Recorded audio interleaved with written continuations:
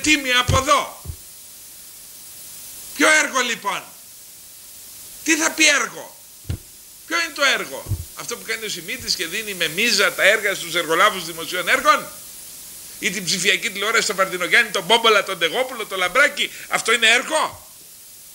Δηλαδή τα έργα προδοσίας. Πιο δυνατά να μιλάτε. Άκουσα προηγουμένως, είπατε κανένα κανάλι δεν σας πήρε συνέντευξη κλπ. Πώς δεν σας είχε πάρει συνέντευξη ο κ. Παναγιωτόπουλος? Α, έτσι. Καλή ήταν αυτή. Πόσα χρόνια έχουν περάσει? Αυτή η συνέντευξη έγινε 4 Ιανουαρίου του 1994.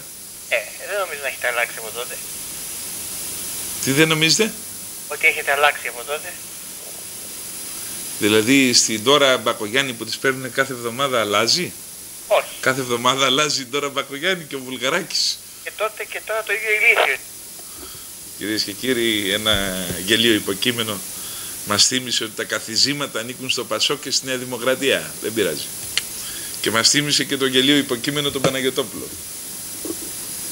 Πολλές αναμνήσεις μας θύμισε. Ξέρω ότι με μισείτε ορισμένοι.